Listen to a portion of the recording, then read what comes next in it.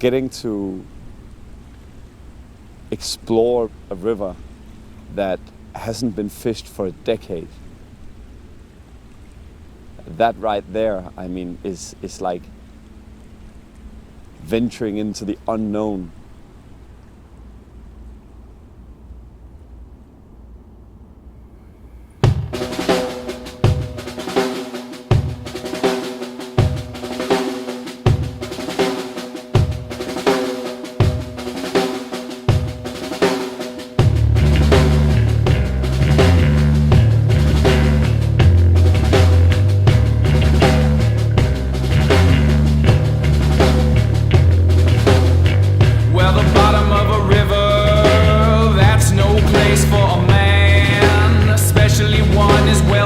As you, can I help you understand? This ain't about forgiveness, this ain't about the rules. But talk is cheap, you better watch your step out here with these fools, cause these men are wolves. These men are wolves. These men are wolves.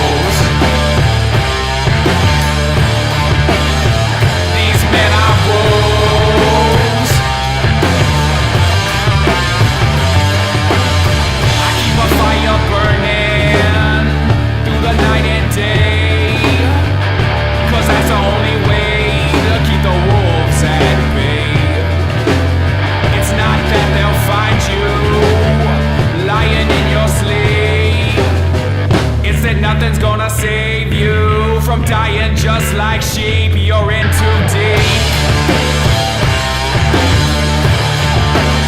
But don't be a fool. These men are wolves. These men are wolves. These men are wolves.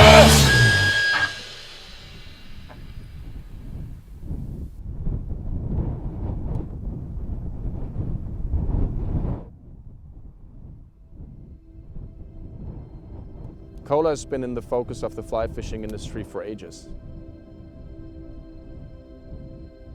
And I thought there was nothing left to discover. And I said, guys, listen, what do you guys think about scouting on the Cola? And their initial reaction was not this awestruck, like, okay, let's do it. It's like, Cola. Everything's been scouted there. It's the holy grail for most salmon anglers out there, and every salmon angler on the planet knows that there are some incredible waters up here, some of the best Atlantic salmon rivers for sure. The world knows about this already, so it's been in the focus of scouting efforts and commercial operations and outfitting companies for decades.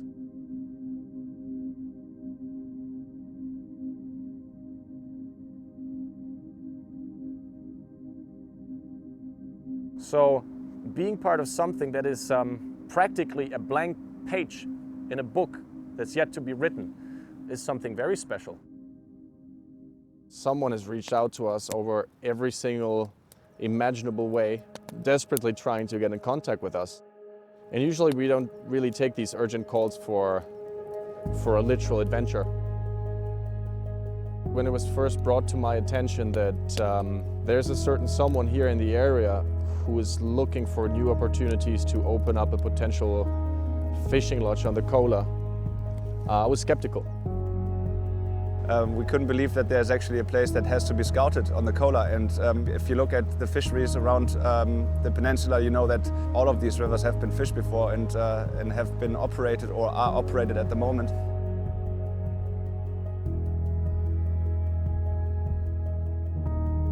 This is literally, in the last 20, 30 years, the first opportunity for anybody to be this kind of guy again, to be the pioneer who goes into this area, who explores the river, who gets to fish it for the first time, but who also lays the groundstone of the next operation, whatever it might be.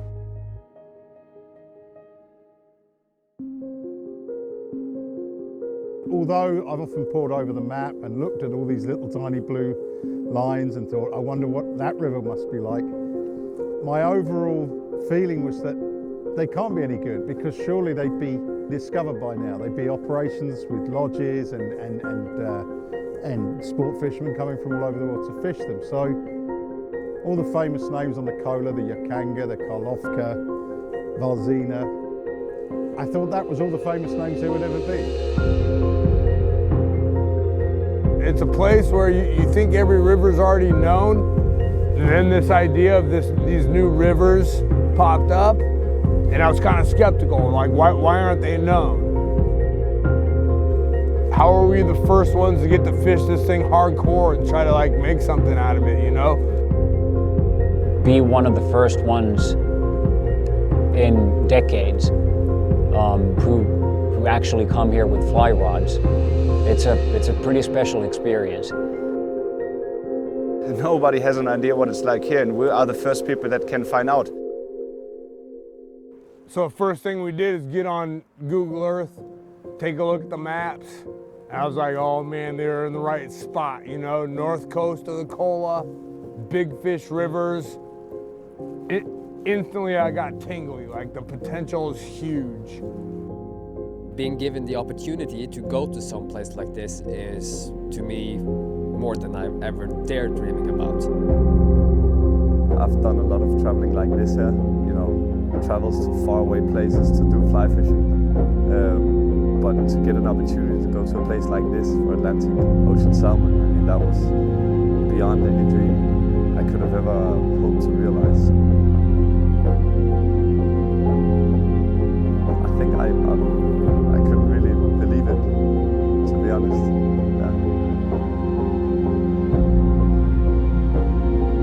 Yeah. This is gonna be something that I've only dreamed about for several years. Going out to explore a roughly unexplored river with some of the people that are the best at what they do in the entire world.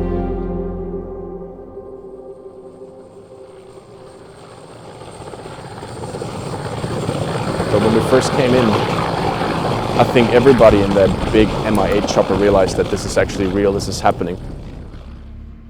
When you're up there, you know, looking down on this, you don't, you know, you can't really estimate the size of this thing here. So upon arrival, we had this great, and this sounds very, very greasy and silly, group experience. Like all of a sudden, everybody was glued to the windows of that big Mi-8 chopper. And when Gleb said, hey guys, this is it, this is Lumbovka, shit got real. When I saw the river, I was like, fuck me, is this it? Is that really the one?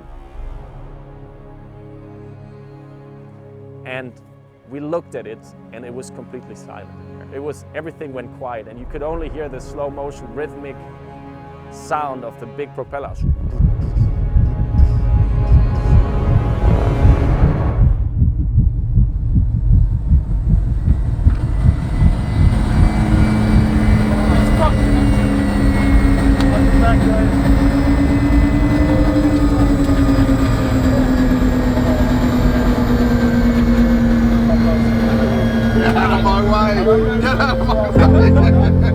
Yeah, it looks quite alright.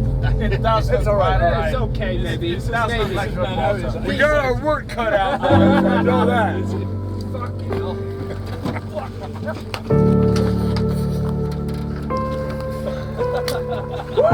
It was that sense of a dream being realised. As I say, why didn't anyone open this fishery up till now? This is incomparable. I've lost 30 years of my life to pull this motherfucker together in 2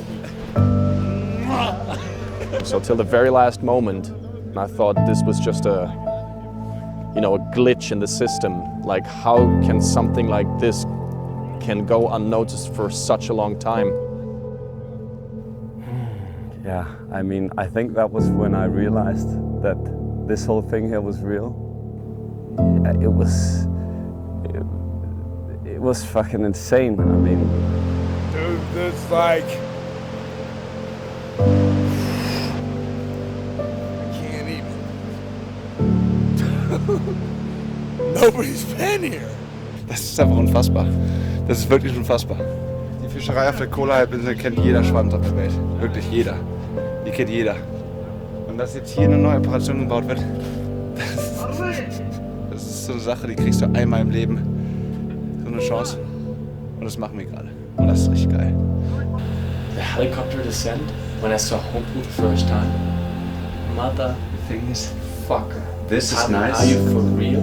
This is insane. This is absolutely fucking completely insane. I've never seen anything like this in my fucking 15 years of doing this shit. This is fucking amazing.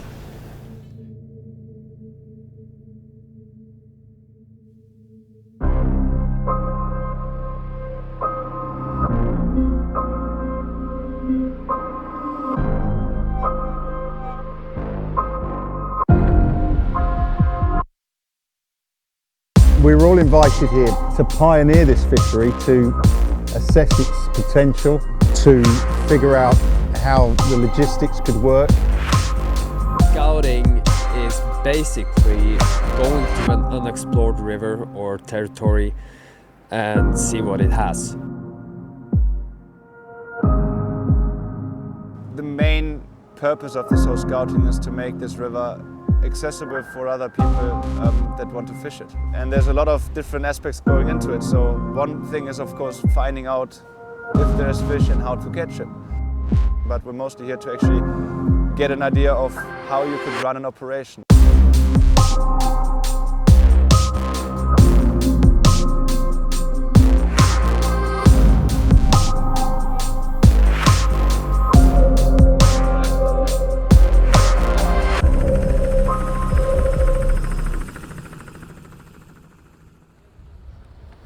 So one of the essential tasks of every scouting is to create a map of an uncharted water. And for that we're using modern drone technology and agriculture software to create a 3D infrared map of the river, which gives us a perception of depth and an idea of how deep the deepest pools are without even touching the water. So we're going to fire up this bad boy, hot swap the batteries, and have this bird in the air for hours and hours and hours to come to map at least 15 to 20 kilometers from the camp downstream and some parts upstream. So this bad boy is going to fly and we will start mapping. Already now, without rendering the file, we're going to get a very accurate overview of what this area looks like. Unless there's a bird that's going to take down the drone mid-air, and then we never know, and then we have fucking drowned a drone that could potentially buy you a car back home, a small one. But fuck it. We're scouting on a commercial scale. That means to be sent out to locations to stake out and see how good it is. Fly Fishing Nation has always been on the cutting edge of new technologies that we infuse into this very old school sport and passion of fly fishing. So what we usually do on the scouting, the first step that we need to get out of the way, we do a high altitude droning across the whole river, up and down. Based on that, we stitch up a map and sectionize it, basically create beats. Over this time, we go into what we call the deep droning process, which is a mapping process. So we set up drones and they will fly sections of the rivers in zigzag and take thousands of pictures. They will stitch it all together and then we have a very detailed, high resolution, up-to-date map. So based upon our opinion, our final piece of paper, they're gonna pull the trigger and say, yes, this is great, or it's not. A scouting is only as good as the writing in the end. And this has to be completely unbiased. So what I want out of a commercial grade scouting is, I want to have very, very accurate river maps. Ideally, I want to have a 3D scan of the entire river. So we know about the deep parts in the river and we know exactly what we're talking about here. We want to know how many fish run up the system. So we need backup by scientists. We want to help our clients to figure out what to improve in terms of infrastructure here. Get the boats, get a helicopter landing spot right there, build a tent camp here for an overnighter, and all of this type of stuff. They get a very honest opinion of what we think it is. So someone's going to build a lodge and it's already in progress because they know that the fishing is great, but they want to know exactly how great it is. We have a very good idea, I would say, about what's good on a commercial scale. And ultimately what they get is a 150 pages book with all the maps, all the drone information, how to approach a pool, what to bring, what to improve, plan of action for next year, everything. Based on this, these guys, it's completely free and up to them what they do with it. You know, then our work is done. First of all, we're looking at an uncharted territory.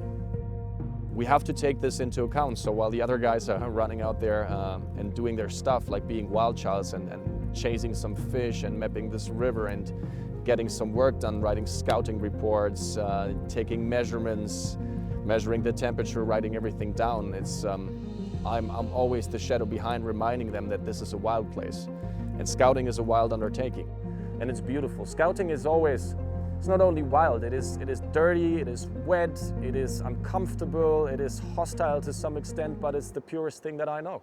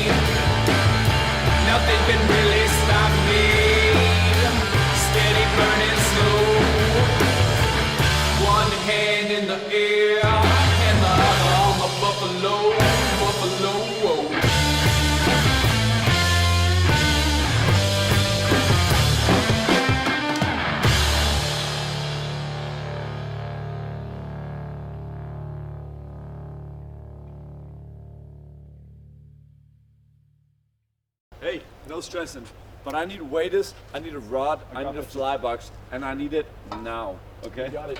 Now. I need waders, I need a rod, I need a reel, and I need it now. Thing is, Olive, I still need waders. That's not my problem. Kind of is, isn't it? Is it? Kind of is, yeah. Is it? Kind of is. But is it though? I think it actually is. You find me a very fucking waders, man. Or it will be your problem, I promise you. It's not me. The biggest resource in that is not the technology, but it's the human resources. The people who come in with the vast knowledge of salmon fishing from all different fields. That's why our team consists out of people who have had some guiding time all over the place. But like Norway, Denmark, Germany, destination angler, professional camera guy. So all of this adds to it. The way we've selected these people here for this particular scouting is very, very similar. You know, courage. Here's your opportunity. It might never present itself again, so you better take it. I looked into this. You need a couple of crazy people, to some extent compulsive people, you know, who jump on an opportunity like this. There's this certain lust for life, and I need to see that. Because this is a wild place, you never know what's going to happen. I know that each and every one of them, including Alexander, like even Greg and all of these boys, they would howl my sore ass up that river if, you know, something happens, if I break my leg or something. And that is very, very crucial. I need to have people that have my back because I have theirs. So Matt's a legend, you know. Matt Harris. Matt Harris, everybody knows who Matt Harris is in this world. I've never met Matt Harris. Matt Harris I ran into in the past 2 years. For some reason I ran into him multiple times, and I got to know him a little bit, and he's a funny chap. He knows how to tell stories, he knows how to be a good sport in the group, and charismatic guy, and I like him for that. But he's also a very keen fisherman, and he's also very, you know. So, you know, a lot of the people that fish these big salmon rivers, if I'm honest, and I might upset a few people here, but they're dilettantes. They're guys who go fishing once a year. Matt, he's a lovable guy. I mean, I don't know, I've kind of, it's a funny thing with social media and all that, because I've kind of known Matt for a long time, you know.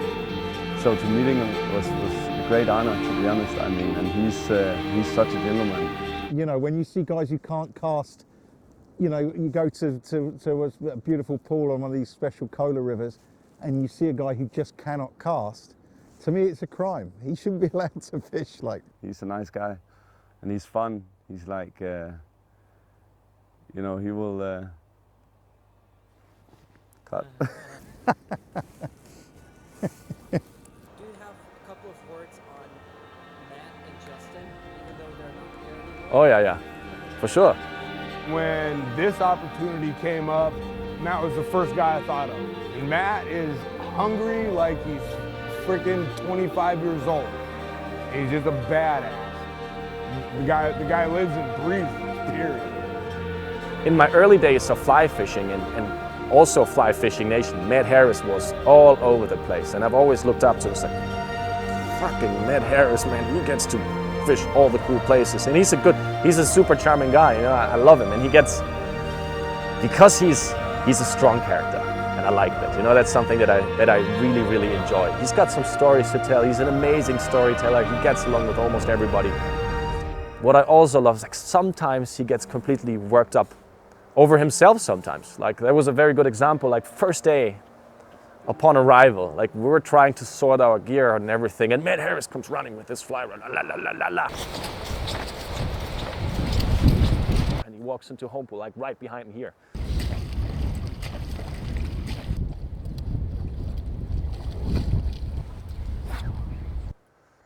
And the water was high and cold, and he starts swinging away. And, you know, everybody's like, he's got his line in there already. He's so quick. He's quick, huh? He's a mercenary. He knows exactly what to do. And then Justin Miller walks down to the tail of home pool and just boom, boom. It's not a fucking little 10, 12 pounder like the other one, is it? That's a big boil right there.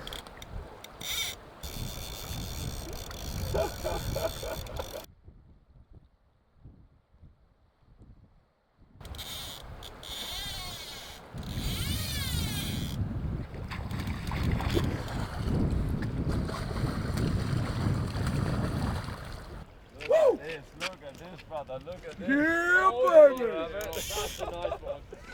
Beautiful fish, man. I like this river. I like this fucking river.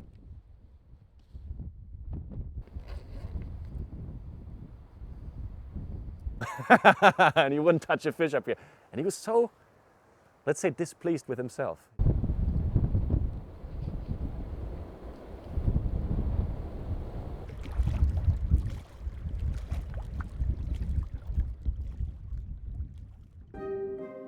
Going on a trip like this, you ought to spend a lot of time together, like in a very intense way. We've already done that. You get to know each other. So a big part of it was these guys, like, what are they gonna be like? And I mean, Justin, he's just fucking Justin, isn't he? He's an amazing guy. He's that guy that will, you know, kind of like, what the fuck is up with this guy? Like, is he pretending to, like, be something, or what's up with him? But he's just fucking straightforward. He's the way he is.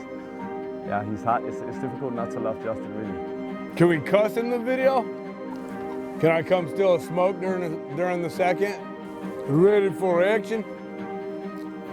He's a funny character, that guy, Justin.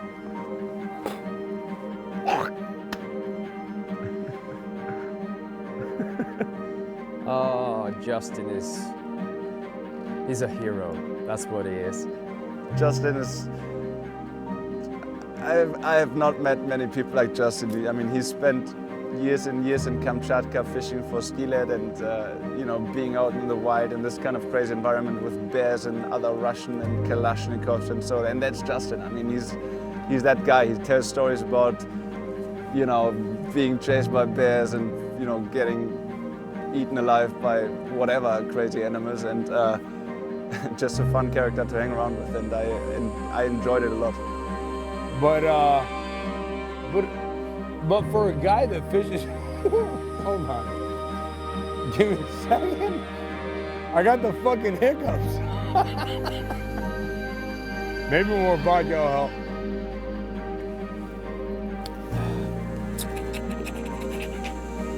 All right, go for it. So I've known Miller for a while. We've fished in Kamchatka, Norway, and he's great. He's a force of nature. Don't tell him I said any of this. I've seen him guiding, and he's an inspiration as a guide. In Kamchatka, he's relentlessly positive, which is something that is a great quality in a guide, a great quality in anybody. Oh, yeah. There she is. He's always up and energetic, and he will not let anybody get down, and and he won't allow for any negativity, and that's a great quality in a person.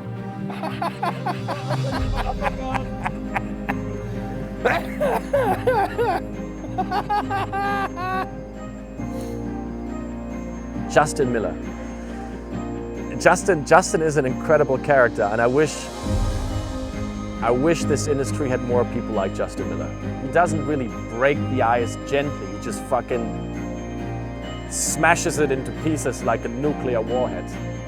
Man, this guy has a proper fucking CV of hardcore fishing. Because there's nothing better than a passion that runs rampant and is completely unleashed. And that's what Justin Miller is.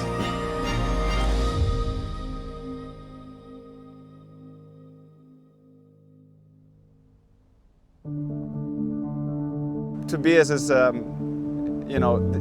think this is what he lives for. If there's one purpose for Tobias to live, this is it. He's been scouting places, he's been camping in, nobody lives there, fucking Patagonia at the end of the world, and he's been camping out there for months and months, and he just likes to be in a rough environment, he likes to be outside. I think for Tobias, fishing is like the center of his existence, and you can kind of tell. I mean, he burns for this, and that's quite a cool character to have around.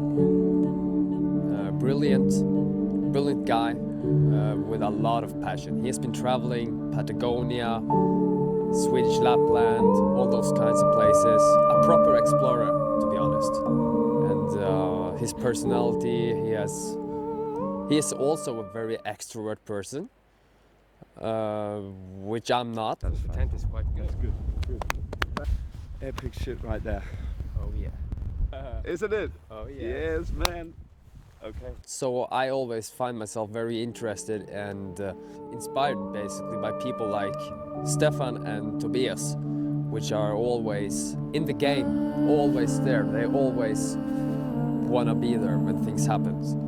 Tobias has been on my radar for ages, and I mean this in a good way. You know, he's used to that gypsy lifestyle, living in a frickin' trailer with a gaucho in Argentina. Tobias is so enthusiastic about all of this. Like when we're completely dead tired and I can't even feel my legs and I can't even catch my breath because I'm an old man and I just want to lay down and cry and puke a little bit. He's like, man, we gotta go for an all-nighter, and I'm like, fucking all right, okay, let's do it. He likes the hard stuff.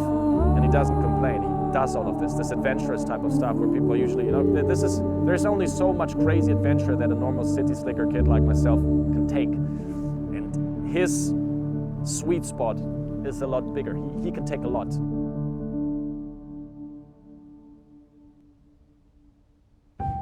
Eric coming from Norway, having a salmon river just by his home, he knows about salmon, and that's very important to the group. So have somebody who grew up salmon fishing, who knows about the fish, who's been involved into projects protecting these fish. And Eric is an organized guy, so he brings all that stuff, has nicely tied flies, and me and Stefan and probably Tobias being complete chaotics. It's nice to have Eric around who has a bit of an idea and who knows these fish quite well and has been doing it for most of his life. Eric, he's my partner in crime, man. He's my partner in crime. He's a good kid, that guy. I mean, we are spending all the days together. I mean, we didn't know each other, we've never heard of each other, and all of a sudden there we are, paired up, like, to spend 12, 14 hours a day together, hiking the river, going on these missions. I put my life in his hands, and he's bound to put his life in my hands. And I trust him. He's a good kid. You need somebody like Eric to counterbalance a crazy strong character like Tobias and input, a bit of organization. So they make a perfect team. They don't even know it. So to see these young guys light up with the excitement of seeing what, you know, what is, I think, some of the very best salmon fishing in the world, it's great, you know, it's really great. In a way, you know, it brings out the socialist in me. I want a meritocracy in fishing. I want to see, you know, guys like Tobias, Eric, I want to see them getting a chance to fish these rivers. I think it's great to see them, you know, and it's rare, you know, these guys can fish most people's socks off.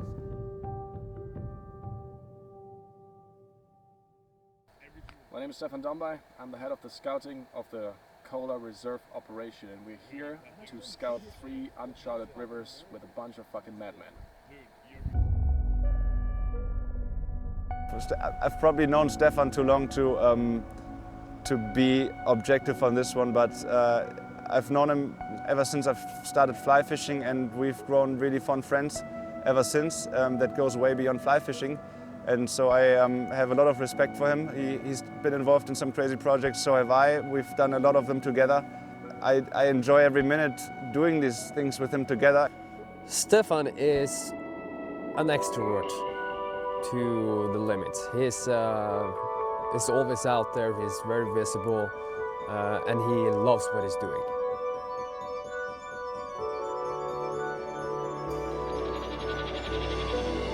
Well, obviously I knew who Stefan was. Stefan. I mean, he is... Stefan, he's a stand-up guy. He's one of those guys who's seen the world, you know? So he can fucking tell a story, and he can tell another story, and he can tell a story upon another story from now till probably the end of this trip, and he could keep on going. Stefan, he's funny. I mean, you said it the other day, Stefan, he knows his stuff, man. He's fucking good. I mean, he's really good. He's a very interesting guy, that guy. Yeah, you said it. He's like a child, and he's an inspiring guy. To see his excitement, to experience his excitement, and the way he feels about this. I mean, it's pretty easy with all of them, and you know, because we all share the same passion, don't we? So somehow we're kind of bound to get along.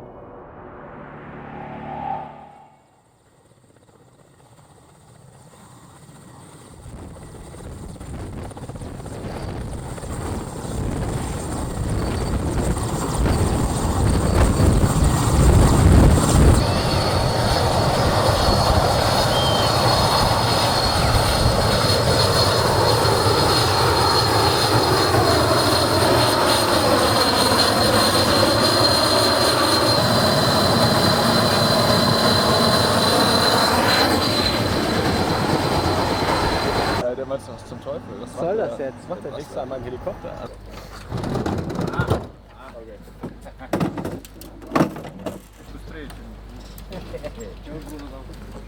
Yeah, you made it. Come on. Hi, how's it going? Good to meet you. Welcome to paradise. So this is our basic campsite. But there's so much more to come. I mean, if you just fly over with a helicopter, and you guys gonna see it tomorrow, it's just pool after pool after pool after pool, and it hasn't been touched since basically forever. So Fly Fish Nation and Stefan, man, I'd heard about them. Obviously, their reputation precedes them, and I'd never met them. I know their work. I know they're super pro, make some badass shit for guys like me to drool over, right? And so I was super pumped to work alongside them. And as soon as I met all the Fly Fish Nation guys, I was like, this is gonna be a ton of fun. It's religion to them. We all live and breathe this. These dudes are cut from the same cloth as I am. And so it was really, really easy for all of us to mesh really quick, work alongside each other, and just go balls to the wall and figure this river out.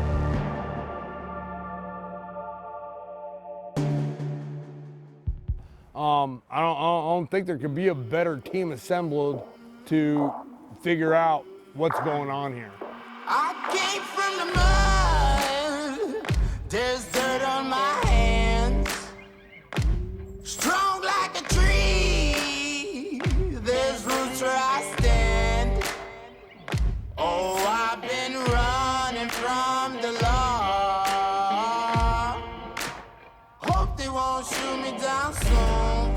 Well, Stefan and Paolo and Fly Fishing Nation are the new wave.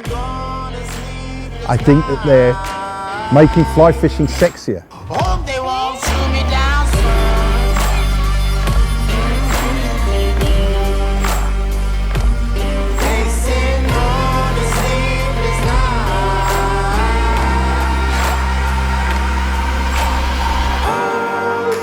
I think that what Stefan and I try and do is to try and make people realise how exciting this stuff is. You know, it's not boring, it's not dull, it's not sitting on a basket under a big green brolly, you know, on a canal somewhere catching fish, you know, so big.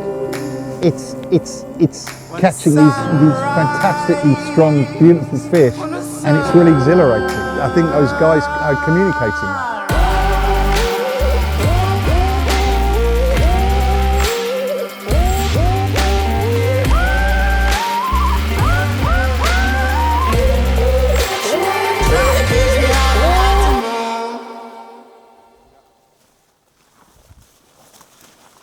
It's a bad weather front pushing in, so that's an evacuation right here. We need to get off the river. We have 3 teams deployed. He's turning around. And it's bad weather, so we have to get all off the river because that small helicopter cannot fly, and since we're in the middle, we have to give a signal.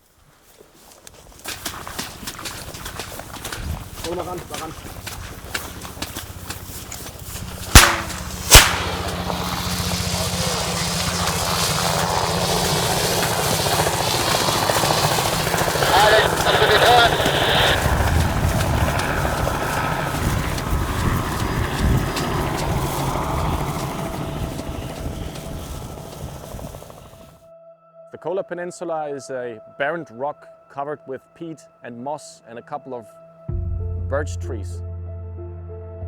You know, out here, a small little thing can turn into a disaster. Whenever you get yourself away from people and immerse yourself in an experience like this, there's something else. I mean, out here, we're not the apex predator. We have to realize this, and this is the same in every other scouting. Like, you get yourself into a wild place, and you cannot expect, you know, that you rule the place, basically. Out here, we have bears, we have mooses, we have wolverines. On top of that, we have sometimes adverse weather situations. This entire river is a terrain that is to some extent unknown to us. We are walking on big boulders, slippery rocks all day, so things can happen. Like every single time the boys leave the camp, the only thing that I want upon their return is that they tell us, like, everything's all right, we're safe, it's all cool. But it's still a wilderness experience, and you have to prepare yourself mentally and physically for that. I mean, the boys are hiking 15 kilometers downstream and 15 kilometers upstream sometimes, fish in between, and they're tired, and it's 24/7 daylight right now, so the lack of sleep, lack of concentration, I mean, it gets to you after a while. On top of that, a lot of people underestimate that being off the grid, being offline, means you have nothing to do sometimes. One of the first things I communicated to the group was like, guys, bring whatever you need to bring to be comfortable, you know, to keep yourself sane, because cabin fever is a real thing and it gets to you. And it's a slow process, and if you let it in your head, it just grows on you. I mean, on any sort of trip like this, when you go far away from any potential like contact with other humans, far away from everything, then even the slightest little accident is a risk. I mean, if you fall and smash your head into a rock, then that might be the end of you. Here, there's another factor, which is the bears. The mother bears have calves right now, and that's a potential risk. I think there's a lot of dangers when you venture into the wilderness the way we do here.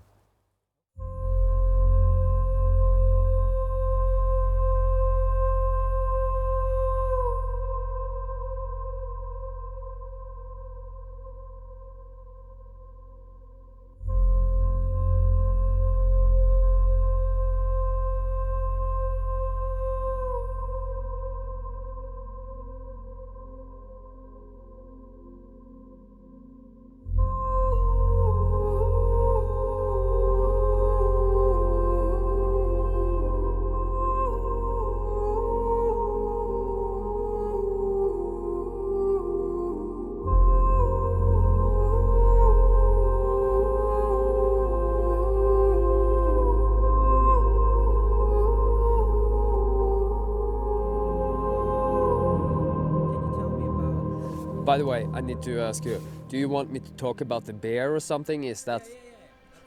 Okay. Yeah, that day, that was a pretty intense day really. And that was the day to remember. That's the day that will go to the history books, for sure. I believe it was on the second or the third day we had a journey upstream.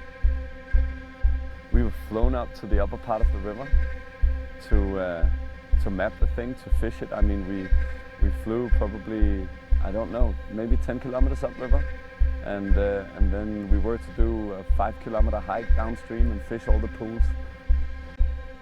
At all times you're aware that there's bears out here. So we had quite a long and boring day, I'd say. And we spent that day fishing downriver. And we were on our way back. We were about to get picked up by the helicopter. I mean, we were looking for the helicopter landing spot where we agreed upon him picking us up. And then just Tobias screams, "Bear!"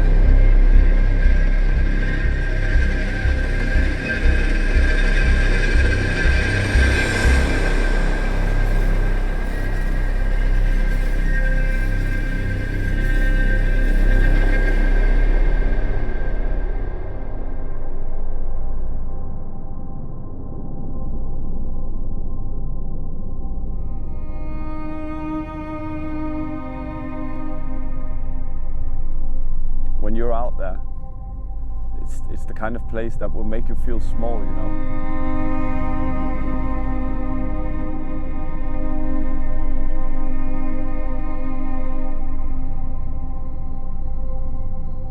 Then he stopped up and he looked at us and he was just eyeballing me. He was looking at us. He saw us, you know.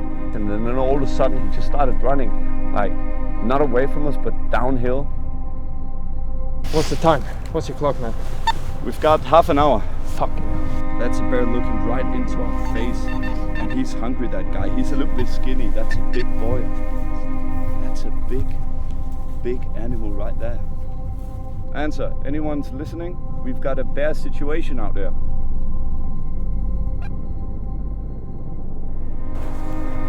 Can you see it?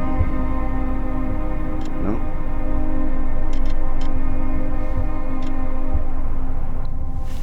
In not being used to bears, it does evoke some kind of like a deep fucking fear of a...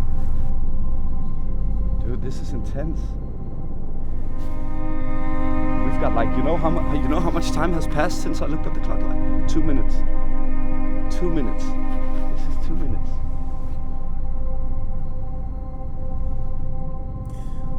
That's some experience. That's some experience right there. This is the longest fucking 5 minutes of my life. Flip, get in.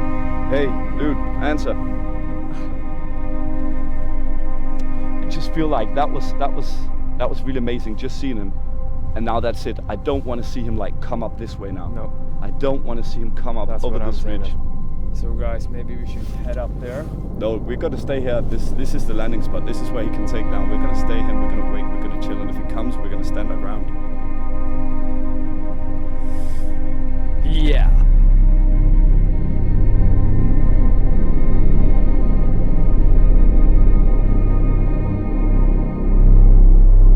The wind is blowing the wrong way, isn't it? That's a fucking helicopter right there. Oh yeah. Okay, get your fucking things up. And then we sat up there waiting for the helicopter, you know, and all of a sudden we could hear it in the distance. Calling helicopter. And we were just so satisfied to see that helicopter coming in over us. And he came like right above us and we were like, hey, this is our pickup, you know, best situation, you know, we're safe, best situation out of this world. We're safe, he's gonna come down and land here and we'll go back and get some food and a beer. Helicopter. With a Russian accent, dude. A Russian fucking accent. Fuck me, no. Fuck off, you crazy fucking Russian, we're over here. Yes, he's coming. That stupid fucker.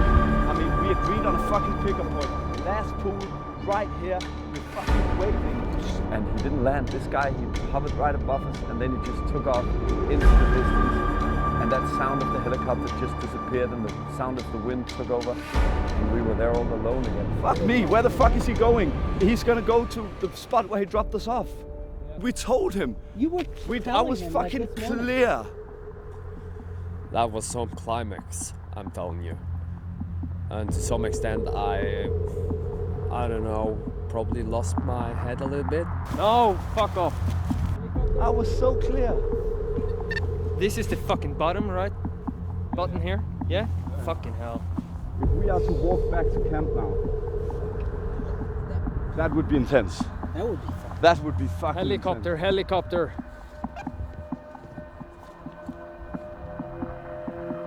Anybody listening, fucking call the helicopter and make him turn around. This scenario played out like 4, 5, 6, 7 times. I don't know, man. I can't remember. Helicopter, helicopter. Are you not looking? Are you not fucking looking? Don't you have eyes? You fucking yes, yes, yes. Come here. Yes, yeah. Woo! He's turning away. He's doing that on purpose. He's fucking doing that on purpose. He's gonna take down on the other side. This is what it's about as well. This is an adventure, but fuck me. But he just kept coming back like it, and he was looking for us for sure. He couldn't see us, and we did everything in our power, didn't we, to make ourselves noticeable. See a bear if it stands still. You fucking see it if it moves. Fucking move! Come on, motherfucker!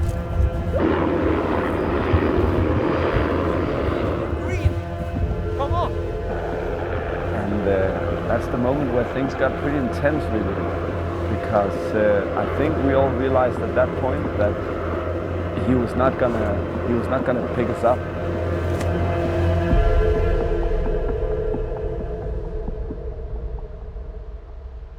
So we decided on walking back to camp, and yeah, all of a sudden the sound of the helicopter comes back, and the guys are flying through the valley over the river, you know, keeping an eye out, and suddenly they see us, and the whole thing ended right there, you know. But that was a pretty intense experience. Yeah.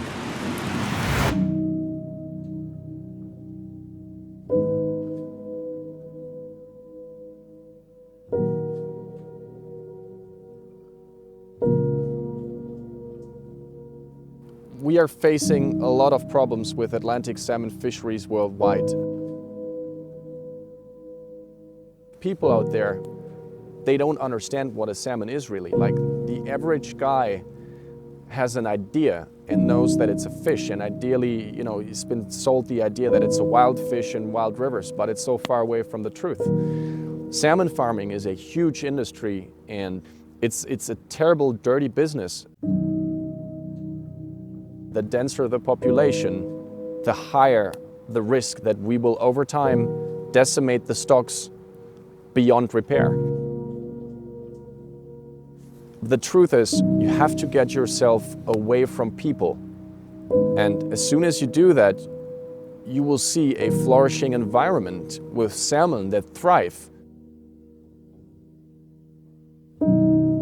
If we would give people the chance to completely wipe this out here, to net these fish or to take them out on a commercial scale and sell them to a local market, there will be nothing left. We as fly fishermen have a particular interest to keep fish wild and keep rivers wild the way it's supposed to be, the way it's always been. We should fight to preserve it.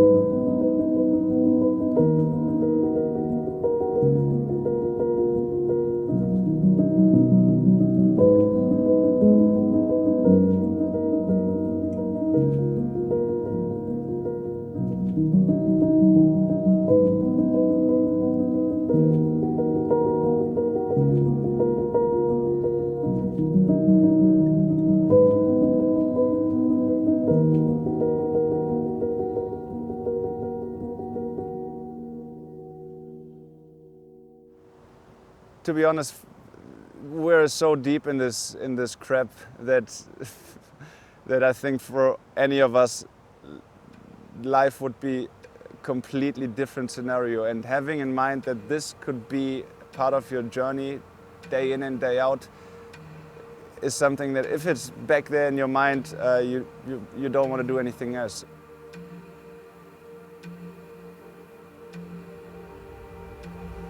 To the uninitiated, to the non-fly fishermen, this doesn't make sense. Like, it doesn't make sense to go kill your body, wait on big rocks, looking for a fish a day. Like, if you took this away from me, just hang me now. Like, what's the point? Like, it takes over your world, like it's all you think about, you dream about, you know, you make excuses to your girl about.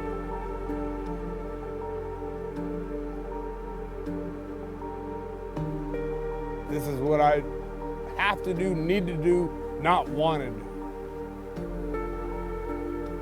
I've started fishing when I was very little, and at some point got interested in fly fishing, and it absorbed me pretty quickly, I think. So taking it away would put a big hole in it, somewhere here. And I know that fly fishing fills it, and I think it's not about the fish or about the fishing itself, but it's more about the connectivity to other people that are like-minded, and also just the reason that it takes you to some crazier places and gives you a lot to chew on. Just a lot of substance to your existence. I haven't had enough. I've never tried to have enough. I mean, I've spent 16 months in Patagonia and I didn't have enough. I mean, I've never reached that point of being like full of it in any sort of way. I mean, I don't know. I think I'll long for the feeling that it gives me to be here, for sure, when I leave this place.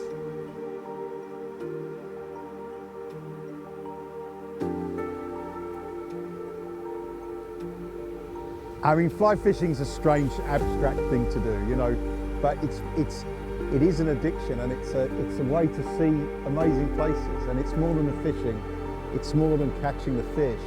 So that's the adventure, you know. And fly fishing is, for me, it's not about just catching fish. It's about coming to these places and seeing parts of the world that very few people are lucky enough to see.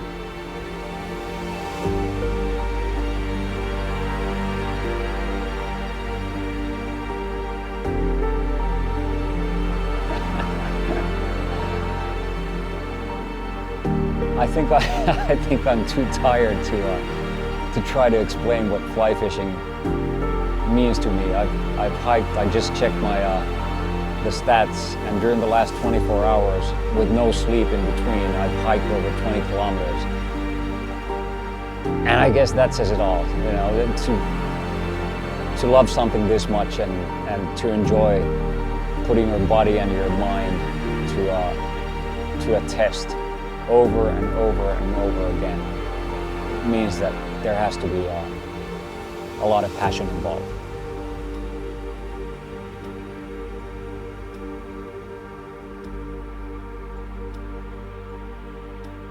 Fly fishing, I mean, to me it's everything. How would I explain it to someone who's not a fly fisherman? I don't know how to put it into words, man. That's a difficult one. I mean, if you took this away from me, you would take everything away from me. This is everything I have. If I didn't do this, there would be nothing left for me to live for, really. So if I didn't have this in my life, I wouldn't be who I am. I don't know what I would do with myself. I don't know what I would do with my life. There would be nothing left for me to live for. This is it. For me, this is it.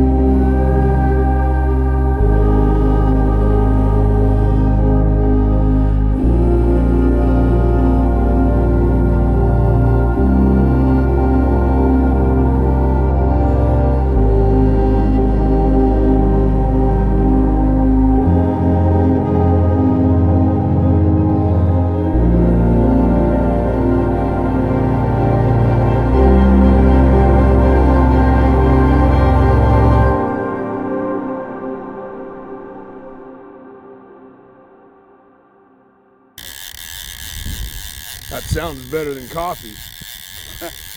Will wake you right up. I've been telling people I need a click reel for an alarm.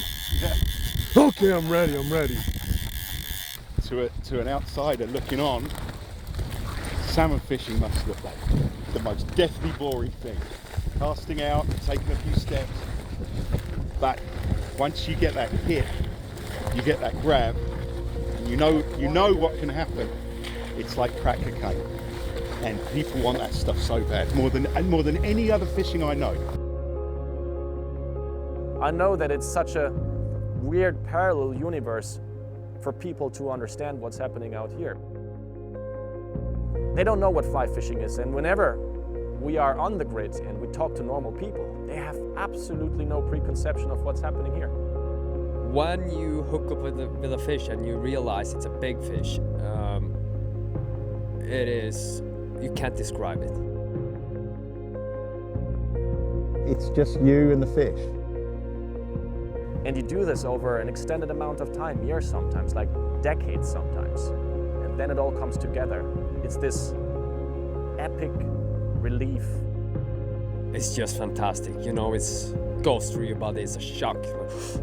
Oh, you know, that feeling right there, it's, I can't describe it. It's impossible to describe it. Everything at once, fear, happiness, excitement, everything at once. It's just a rush, that's what it is. It's a rush.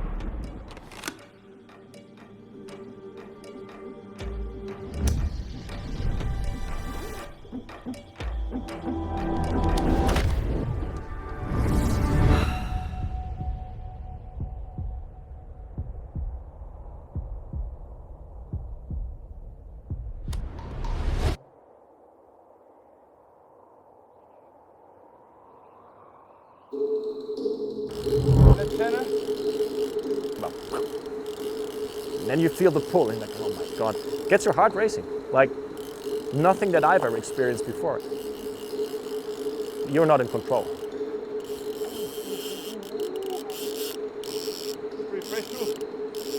You're never in control, man. If a big fish takes, you are not in control. You just, they lead, you follow.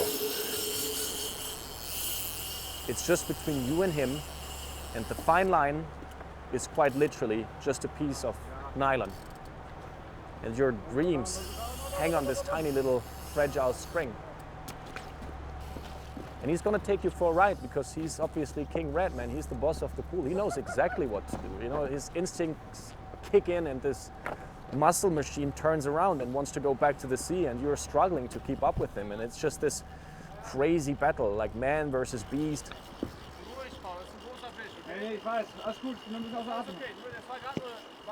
And when you get it, it's Yeah! Ah!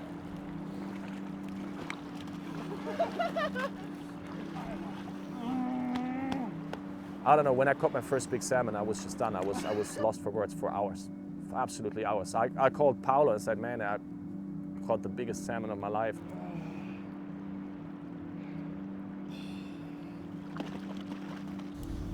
Okay, now we can go home. Okay, I'm done for today. Forever. Yeah.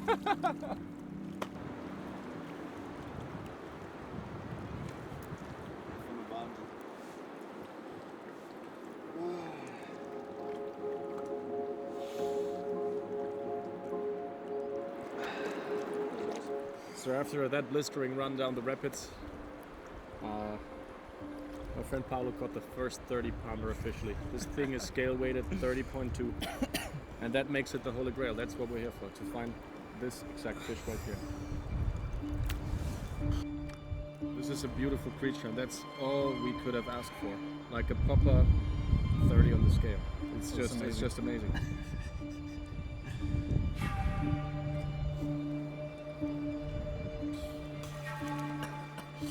Wow, that's amazing. Here we go. There she goes. That's pretty much as good as it gets. As good as it gets, man. Well deserved. It's all. I can say absolutely 100% that this is a viable fishery, and that's very, very exciting. When we came here, we didn't know if that was the case. It's an amazing river with an amazing average size of fish. I couldn't be happier with the condition. Like, these fish are exceptionally fed. Very special fish, you know, that have been out to the middle of the North Atlantic and come back here, and they're magnificent creatures, and there's lots of them in this river. And I have experienced the most epic salmon fishing that I have ever experienced, that I have ever dared dreaming of. This river is epic. There's just, you know, the pools are like pearls on a string. But the fishing, man, Jesus Christ. It is magical. I mean, it is magical fishing. It's spectacularly beautiful, and it's for fly fishermen, you know. But this place is intimate, and it's a beautiful size to fly fish, and it's got big fish. So you get all of the special things that you get with the bigger rivers, but in a much more intimate setting. It's one of the rivers that I think is the most enjoyable to fish of all the Kola rivers. So our interest is to create something together with the Russians here that will last for generations to come. I think that these guys from the Kola Reserve have a very, very good idea, a very soft approach. They do the right things, and hopefully in years from now we'll be seeing happy faces and amazing fishing for people from all over the place.